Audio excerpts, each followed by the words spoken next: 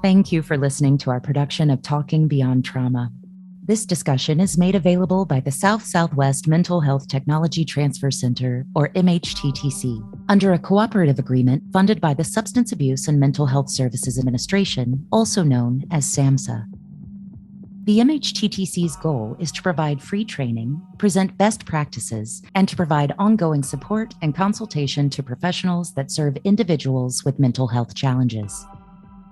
The South Southwest MHTTC is a project of the Texas Institute for Excellence in Mental Health, housed at the Steve Hicks School of Social Work at the University of Texas at Austin. The South Southwest region, also known as Region 6, covers the states of Texas, Oklahoma, New Mexico, Arkansas, Louisiana, and our tribal communities. The South Southwest MHTTC is a part of a nationwide network of providers. The MHTTC network uses affirming, respectful, recovery-oriented language in all programs, products, and activities. Today's presentation was prepared for the MHTTC network. The opinions expressed in this presentation are the views of our speakers and do not reflect the official position of the Department of Health and Human Services or SAMHSA. If you'd like more information about this and other MHTTC products in the South Southwest region, you can find a link in the episode description. This session was pre-recorded. We appreciate your participation and hope the discussion helps your journey.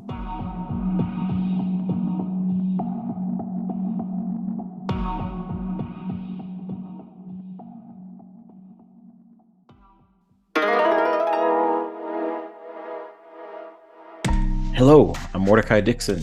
Welcome back to Talking Beyond Trauma. In episode 1, we laid a foundation for our conversation about trauma by beginning to define it. And then we started getting into the art of building a trusting relationship with traumatized individuals. In this episode, we're starting up right where we left off, in the middle of our conversation with Dr. Jacob Hom, Director of the Center for Child Trauma and Resilience and Clinical Assistant Professor of Psychiatry at the Icahn School of Medicine at Mount Sinai Hospital in New York City. In our last episode, Dr. Hom had just given us a primer on how to talk to and connect with traumatized individuals. And in this episode, we're going to take it up a notch to an organizational level. Let's get right back into our conversation with Dr. Hom.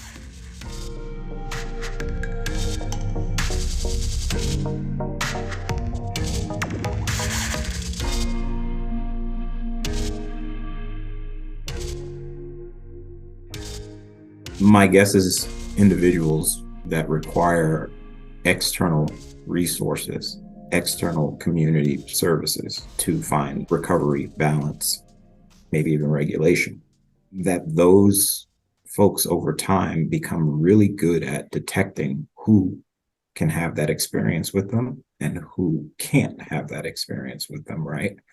I worked in homeless services.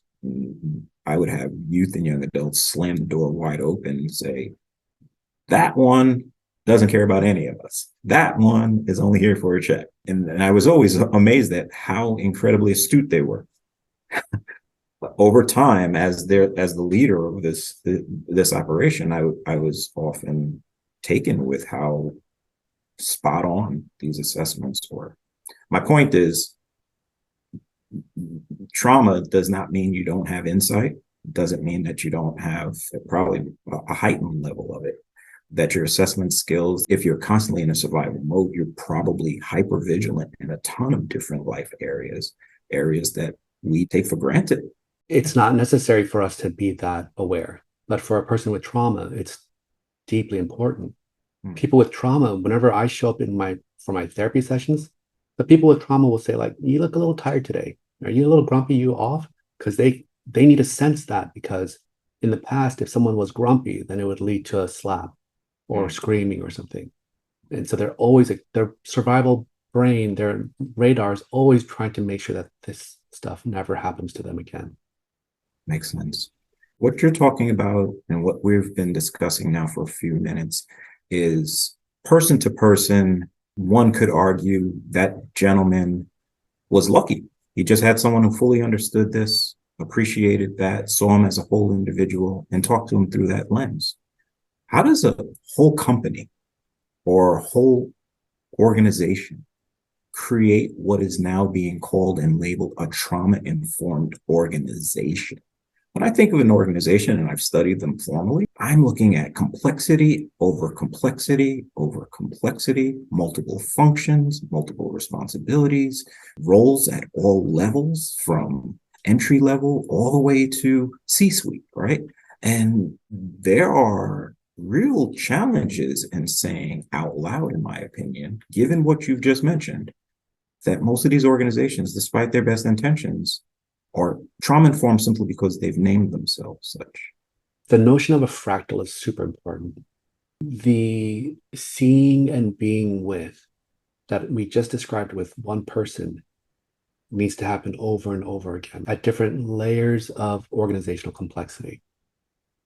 So the next layer up would be for an organization to say, that's the good stuff.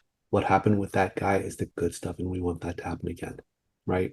And then they have to see my poor staff are just human beings as well, who have the potential for getting triggered, having trauma reactions, feeling unsafe. So we have to do everything we can at all costs to help them feel safe, supported, known, understood, and purpose-driven. And we have to give them the same level of mindful holding that we would give to our consumers, our participants. And then we'd have to see that there's a fractal of internal relationship where we don't treat ourselves as well as we might treat someone else. So you have to work on that present, compassionate, trauma-informed way of being with your own triggered states. And then going out from that, managers and leaders aren't humans to us anymore. They're just like people who like do things wrong or like impose like unfair mandates on us.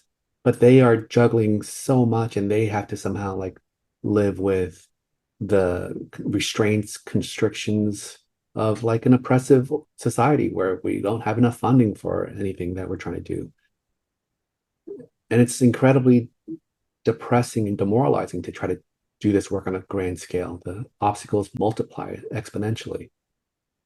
And so everyone needs compassion, and everyone needs the space to identify what their stressors are, what are triggering them into fight or flight survival mode ways of thinking, and then to recalibrate to their purpose, to their presence, to their connection with other people, and to themselves.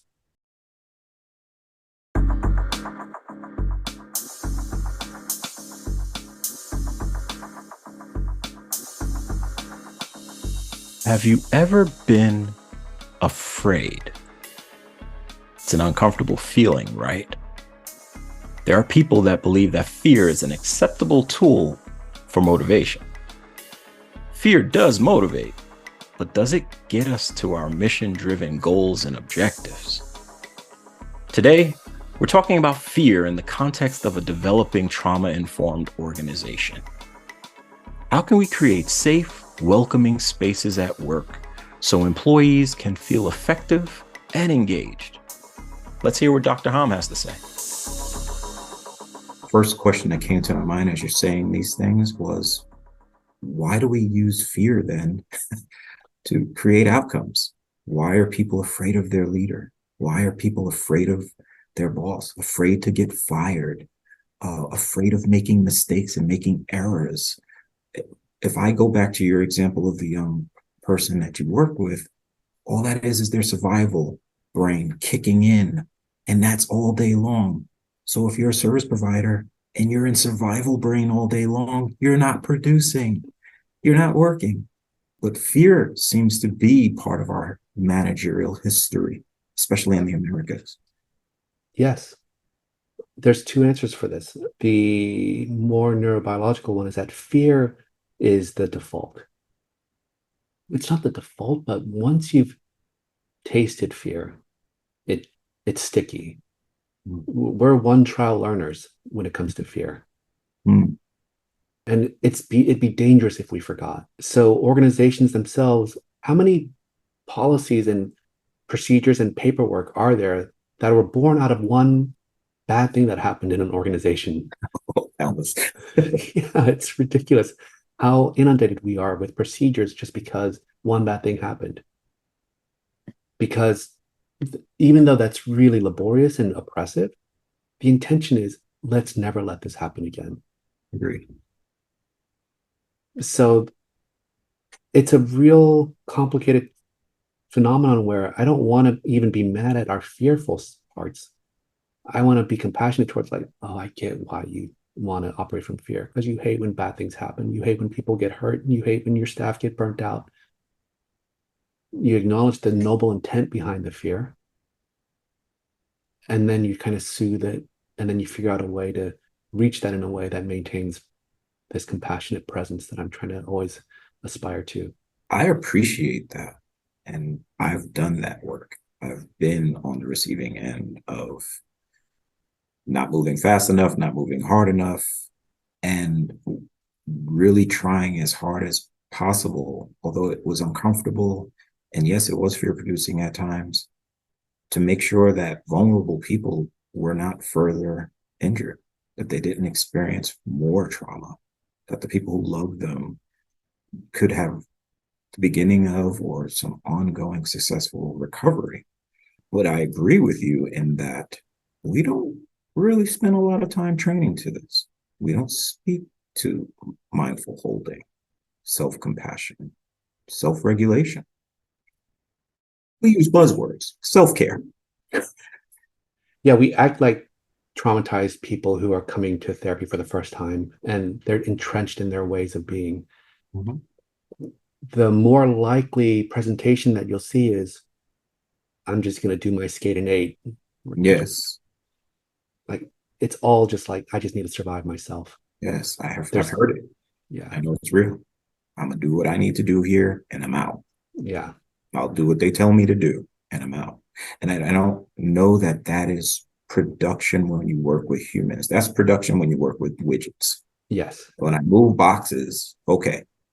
But when I'm moving and making impact in people's lives, especially people who come to the table with these traumatic experiences that are influencing their lives and need trusting relationships around them, I don't want an 8 and skate type of person around me. So what can the manager, the leader do to create that present, that mindful attentiveness to those folks with those feelings? I'm thinking about all the people that I failed in that way first, because once it gets to that point, it's really hard to repair that. Yes. They're not going to trust me. They're going to think that I'm trying to like disarm them and then attack them again. Because how many times have you promised to like change and then like you add another mandate on top of my work and make me like, you don't really care about me. You're just trying to like sweet talk me into being productive for you again. Never thought of it in terms of deception. I really always thought of it in terms of, I don't trust you, but that for some folks, trauma, even for the manager, trauma-informed care, those 3 words in the same sentence often is like, well, you're just here to really cajole me or, pseudo-nice without true authenticity.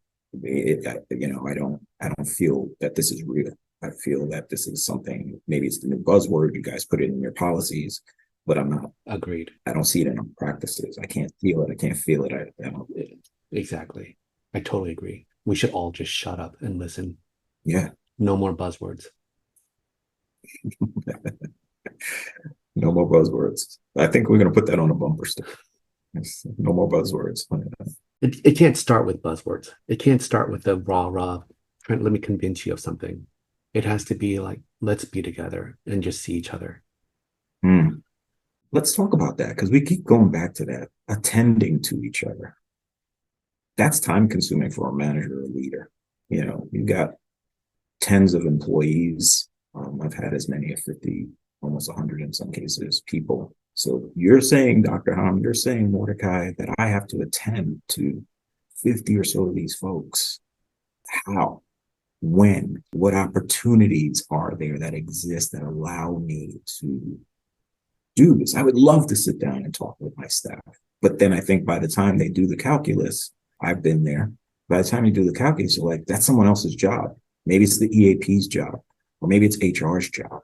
It's someone in another function other than me. See, so then I imagine that for the leader who immediately started with, I want to connect with my staff, and then they got overwhelmed by how much time that would take.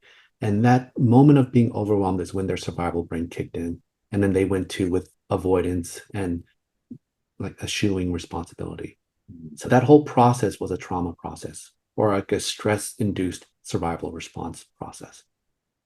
And so instead of that, I'd want the leader to be able to name, I really want to connect with my staff, but it feels really overwhelming to think about doing that and doing that well. And it makes me want to quit. Even that subtly changes the way that experience is experienced by the person. Instead of trying to figure out how do I look for my new job, instead of being stuck in problem solving something that's just really just a feeling state, you sit in the experience of like, I care about my staff, but I feel overwhelmed and it makes me want to quit. And then the longer you can sit in that, either the caring for yourself comes up more, which then reinvites caringness inside of you to come back up again, or it creates enough clarity for you to really think about, how do I accomplish this as well as I can? Or how do I, okay, you really are burnt out and you need to leave. But don't do anything reactively. Everything has to be from a place of clarity and presence. People like rush past that thing so fast, so often, so fast. And it's just because the nature of survival thinking is that it hijacks your brain and makes you want to make quick decisions. So it's always slowing things down through awareness, through compassionate awareness. So our supervisory processes, our coaching processes, our mentoring processes in organizational life, no matter what service you're providing, are probably better suited for slower activities than faster ones. Yeah. Got to go slow to be quick. Slow things down to kind of get them moving a little faster. Yeah. And then what I would imagine I would do is like, I would say, shoot, I can't do this to everyone, but who needs me most? Who's calling for me? And how do I feel about reaching out to them? Am I annoyed with them, irritated? I don't want to see them. And if that's true, how do I use that? See, I don't want you to be fake. That's when more trouble that's when they can smell the BS and Yes. and they don't trust you. You have to come to them and say, I'm really frustrated with you. I have to be honest. And you have been picking it up. I am mad at you. But I don't want to be. I'm mad at you because of this block between us and the block between you and your work or something like that. You have to understand the purpose of your frustration and irritation and then name it and recalibrate it to the purpose, the noble intent behind all of this. I'm glad you brought up the accountability and being able to name from the leader's point of view what it is that they're struggling with.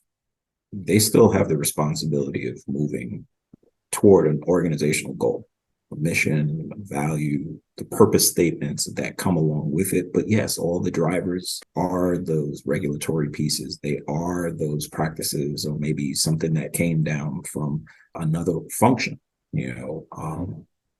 It's really difficult at times to see that we're not asking people not to be accountable. I would ask people to be vulnerable, be authentic, not accountable. Accountable has the looming threat of punishment or owning up to something. Speak more. Because I think that's really what, we still use that language, right? This idea that there's an accountability means that someone has to answer for something. And that energy in and of itself is fear-based. Exactly. So I'm going to be in survival. I'm not going to be the reason this didn't work. Exactly. and that may get involved. It may actually get in the way of being able to name and sincerely sit down and attend with employees, because I'm so afraid of the accountabilities. I'm not saying they shouldn't be there. In fact, I believe they do need to be there. It's the only way we can really function in the world that we're in. Folks often hear trauma-informed care is feel-good work. And this is that feel good stuff. I don't have time. I want you to come in here, get your work done, get this work done, and let's move forward. No, trauma-informed work, I've discovered, it's like real talk, real feelings, being pissed off when it's protective, Instead of fighting against people, you're fighting for something. Yes. And knowing how to use and leverage that feeling. Because every feeling that we experience is actually an incredibly wise and useful part of us. And our societies try to like say that that anger isn't part of us, greed, pettiness, and all that other stuff. But those are all trying to signify something really important for us to attend to. Before we go into those experiences, maybe speak about how do you get that center? How do you get to the sweet spot? Let's start with that word accountable. Let's say that you are using that word accountable. We don't want to say bad word, stop using that word. If you're using the word accountable, that means that you're pissed off about something, that you want to figure out who's to blame. And then you just acknowledge that. Right. I need to figure out why this happened. And there's a part of me that wants to be mad at the person who made this mistake. Why do I want to be mad at them? Because I'm hurt and I want to hurt them back, maybe. I want to hurt them so that they never do this to me again. Or it's just, I'm scared. I'm scared that I'm going to be in trouble. And when I get scared, I get angry. And I want to I'd rather be attacking than to feel vulnerable. Those are all nuanced ways of feeling angry that different people need to sink into to really discover what their version is. And then to go from there. So what do I do before coaching or counseling? What would you suggest before I walked into a room with my staff members? I'm feeling a little crispy today because of some repeated behaviors that I've asked. Yes. I've done it as kindly, nicely, clearly, directly as I possibly could. And I am really at my wit's end right now. What does that sound like and look like? You sit down, you center yourself, and you wait. You draw your attention to your body and where the energy is, and ask your body, what is this feeling? What are the layers of feeling that are involved with this? Not just the frustration, because there's often a vulnerability that the frustration is hiding. And so you really try to uncover all the different facets of this experience. I've heard leaders say, I'm afraid of being in trouble myself, or I'm always the good one. Why do I always have to be the good one? And they get to mess around and I have to be the one to, who knows? It all becomes 4 or 5-year-old emotions. You have to be able to see little children inside of you trying to tell you what this is about. There's more honesty in the simpler feelings, not the corporate lingo. You keep asking your body, is this it? Is there more? Did I get it right? And it finally says, yes, this is it. And you'll feel your body center. You'll feel a relaxing of your body happen. It's a very interesting feeling because the body kind of melts into the ground and the head opens up. So you're like those bubble balloon things that wave around. You're anchored in the ground, but there's an openness to your awareness. And that's when you're in the right space. And then you can go into your meeting and speak from that space on behalf of your body, on behalf of those parts in you. And you'll know which parts need advocacy, need protection. You have to choose for yourself. And you have to take risks of vulnerability as the leader, to be the first one to put down your sword and take off your armor and say, I'll be honest with you guys, I'm totally frustrated. There's a part of me that's really angry at you guys. There's another part of me that's really scared that we're going to screw things up. There's a part of me that's scared that maybe I'm not being a good leader. Maybe you don't respect me as a leader. Maybe I'm worried that I'm going to lose my job, that we're all going to lose our jobs. There's so many different feelings that I have. And I want us all to sit down and name all the feelings that are happening inside of all of us. That tells me 2 things. Before I can be trauma informed with you, I have to be trauma informed with me. I have to be compassionate, attend to my needs, attend to my feelings, name them out loud, be authentic with me, the guy in the mirror, then have this meeting and do it again, this time with other folks. It's a powerful piece of modeling, which is why I want to go back to culture, climate, the climate that gets created when I'm willing to be that vulnerable We've been taught that the leader has the answers. We've been taught that the leader would never walk into a room and say out loud, I'm fearful that we're not going to make our goals, or that you don't trust me as your leader, or that you don't like me. It could sound almost very juvenile, but that level of vulnerability almost does not exist. We see every and anything but that in some organizations. And I think we've kind of taught people somewhere along the way that the manager is Teflon.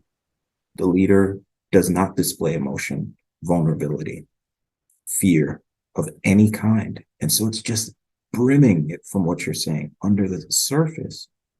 And it pops out in these inappropriate ways because your survival brain is still doing what survival brains do. It's not either or either, because you can actually do what I just said completely wrong. Right. Because you could have these self-disclosures in a way that is, what about me? Please, like, don't hurt me. Like this fawning kind of like low, submissive. This is what, when I hear leaders shouldn't act that way, leaders shouldn't be fawning, submissive, weak.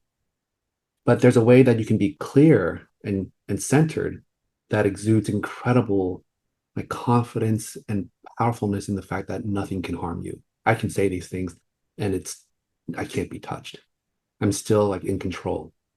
So it's super subtle. Like the state of mind that you say things in matters so much. And then the other way that I track whether or not I'm in that right state of mind is, where's my attention right now? Is my attention on me when I speak these things? Or is my intention on you and I'm saying these things on your behalf?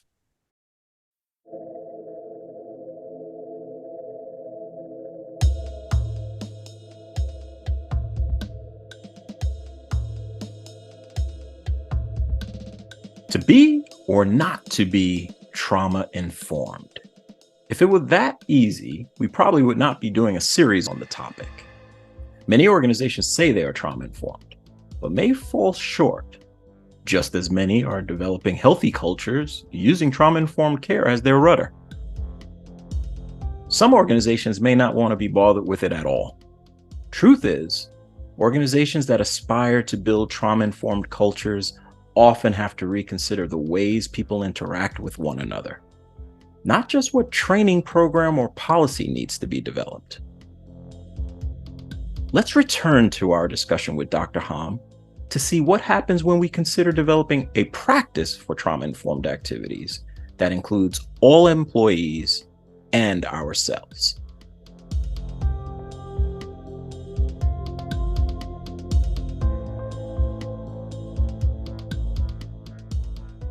So we've taken it out of the binary, which I appreciate. I think it's important for us to name and say out loud, just going back to the world that you spoke of, that survival brain is very black and white.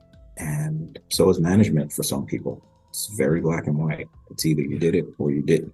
It's we made our numbers or we didn't. It's we had certain number of services provided this month or we didn't. We focus on outcome reports and quality assurance reviews and everything that is kind of in a binary. You did it or you didn't. Now let's say that I say my piece with as much centeredness as possible. And I have two people in the room, and one of them says that was the most inspiring, vulnerable, moving thing I've ever heard, and the other one says, you're a weak leader. It could happen. It could happen. And it doesn't mean that you did it wrong. It means that you threw out your best thing and people are in different states of mind. So it's not about what actually should happen. It's more about like what gets triggered in people's subjective experience of the moment. Sure. And when things happen in the moment, can there be space to invite, why did you experience it your way? Why did you experience it your way? And you're again doing the thing of inviting more curiosity, complexity, presence. And setting a climate and teaching, modeling authenticity, in my opinion, to return to both perspectives and to hear everyone's side of why it landed the way it landed doesn't imply that simply because I said it, it should be. So it's not just vulnerability in the meeting, it's perpetual, day in and day out, part of who I am as a leader and as my presence. This is what you get, no matter who I'm talking to, from the most recalcitrant to the most endearing. Yeah. And everything in between. You have to practice that. That's not something you're just going to do. It's a practice as well. It doesn't just take practice. It's a practice. It is practicing in itself. I like that. Our biology tells us anytime we feel threatened, our brain wants to err on going back into survival brain again. It'd rather be safe than sorry. The world is an unsafe place. And so we slip into survival brain constantly. Staying in this elevated state of presence, it takes a lot of energy. It takes a lot of safety, and there isn't that much safety in the world. But we're looking for those whole person experiences. And so we have to kind of allow our whole person to be seen vulnerable. Let's just use the metaphor of weather. Some days it rains, some days it shines. Okay. But every time it rains, we want to just keep our raincoats on because we hate getting drenched. And the art of life is to track the weather and wear the right clothes in the right weather. So for some organizations, like survival ways of thinking might be the right way to be because it's raining in that organization. It's just too dangerous. Like for me, trauma-informed doesn't mean that you don't operate from survival brain. It means that you know when to operate from survival brain and when to operate from presence. Wow, let's just take a breath and pause there. This episode has been so full of good insights. I've learned a lot, and I hope you have as well. But this conversation is not over yet. Coming up next on Talking Beyond Trauma, Dr. Han will explain the benefits and challenges for leaders employing trauma-based principles like honesty and vulnerability in their daily work. I hope you'll join us. I want to thank you for listening to our production of Talking Beyond Trauma. We appreciate your participation and hope this discussion helps your journey. If you'd like more information about this and other MHTTC products in the South-Southwest region, check out the link in the description. No production of this size and scope is accomplished without a great team. Heartfelt thanks to our guest, Dr. Jacob Ham, for his willingness, insight, and guidance for leaders. The exchange was value-added and impactful. Special thanks to our fantastic colleagues at Make Every Media for producing this series. Thanks to our MHTTC leaders, Jennifer Baran-Prall, Dr. Molly Lopez, Dr. Stacey Manser for supporting this idea and bringing this product to life. Thanks to Felicia Benson, our colleague at the National Coordinating Office, for her support and technical guidance on the project. Thanks to the MHTTC administrative team, Kendall Jones and Grace Cruse, for web-based support and title design of the series. Special thanks to Glenn Dembowski and Zatara Lumen for administrative support throughout the project. And finally, much appreciation to Scooter Holiday for our theme music. This has been Talking Beyond Trauma. I am Mordecai Dixon. It is my pleasure to serve. Be well.